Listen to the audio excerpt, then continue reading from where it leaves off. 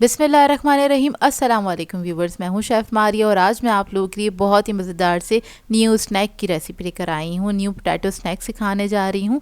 इसको आप लोग पोटैटो चिप्स भी कह सकते हैं। इस तरह की पोटैटो चिप्स आप लोगों ने पहले कभी नहीं ट्राई की होंगी, ना ही पहले कभी आप लोगों ने देखी होंगी। ये बनती बेहद मज़ेदार हैं और इसको बनाना बेहद आसान है। आज के इस स्नैक में ना ही हम लोग कोई चिकन का इस्तेमाल करेंगे, ना ही मटन का इस्तेमाल करेंगे, ना ही अंडे का इस्तेमाल करेंगे। इसके बावजूद ये बहुत ही बेहतरीन बन के तैयार हो जाते हैं। तो चलिए आइए वीडियो स्टार्ट करते हैं। तो इसके लिए हमें चाहिए होगा 2 कप मैदा। इसके अंदर हम ऐड करेंगे लहसुन का पाउडर 1 टीस्पून, अदरक का पाउडर ऐड करेंगे 1 टीस्पून, नमक ऐड करेंगे इसमें 1 टीस्पून, 1 टीस्पून से थोड़ा सा कम ऐड किया है मैंने। लाल मिर्चों का पाउडर ऐड करेंगे 1 टीस्पून,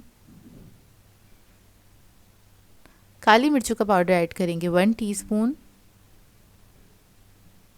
इस सब को मिक्स कर लेंगे अच्छे से।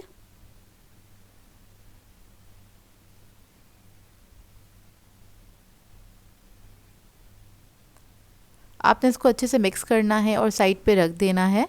और चाहे तो आप लोग ये बना के भी पहले से रख सकते हैं फ्रीज़र में, आराम से ये सही रहता है मिक्सचर इसका। अब दूसरे स्टेप में हमें चाहिए होगा मैदा आधा कप के बराबर, आधा कप से थोड़ा सा ज़्यादा लिया है मैंने। इसके अंदर हम ऐड करेंगे काली मिर्चों का पाउडर 1/2 टीस्पून, लहसुन का पाउडर ऐड करेंगे 1/2 टीस्पून, अदरक का पाउडर 1/2 टीस्पून, नमक 1/2 टीस्पून,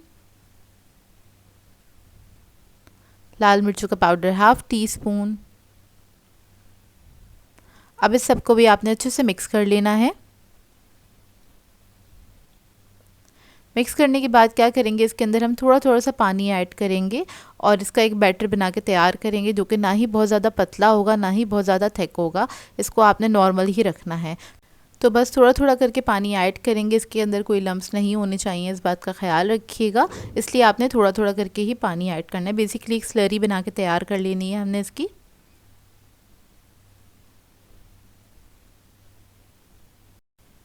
तो देखिए बस अच्छे से मिक्स करेंगे और ये रेडी हो गई है। इसको हम साइड पे रख लेंगे।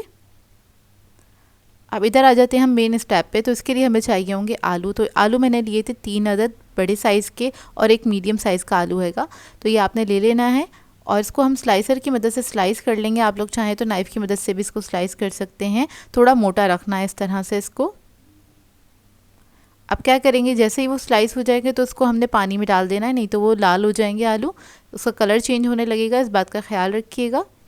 तो बस पानी में इसको हम डिप कर देंगे।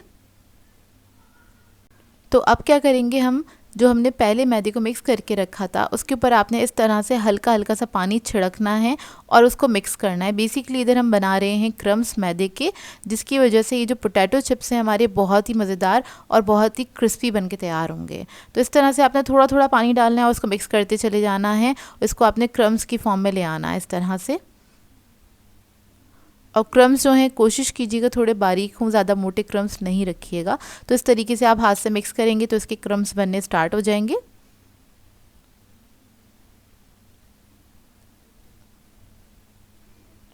ये देखिए इस तरह से इसके क्रम्स बन गए हैं। हल्का हल्का सा मैदा भी है इसके अंदर और इसमें क्रम्स भी हैंगे। तो इस तरह से आपने बना लेने हैं। इधर मैं आपको दिखा देती हूँ करीब से। देखिए किस तरह से बने इसके क्रम्स।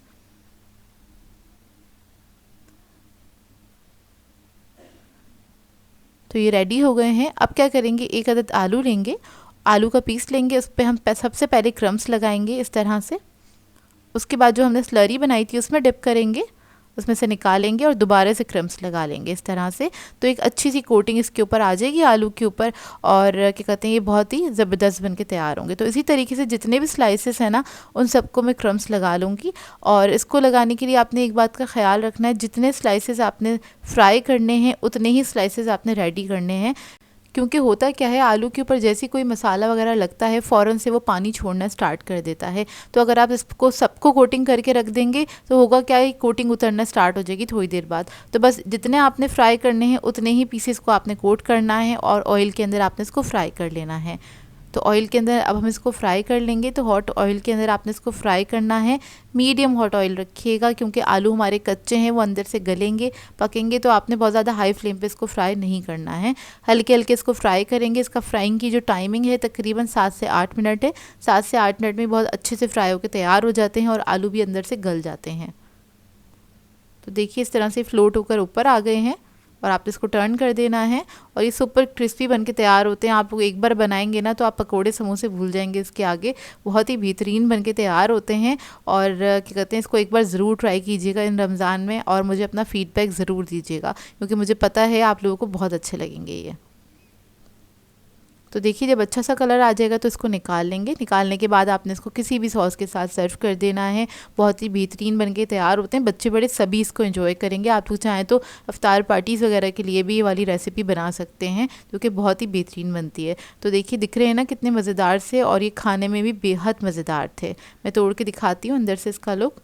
तो देखिए आलू भी हमारा अच्छे से गला हुआ हैगा और ऊपर की जो कोटिंग है बहुत सुपर क्रिस्पी होती है, आलू अंदर से सॉफ्ट होता है जो कि खाने में बेहद मज़ेदार लगता है।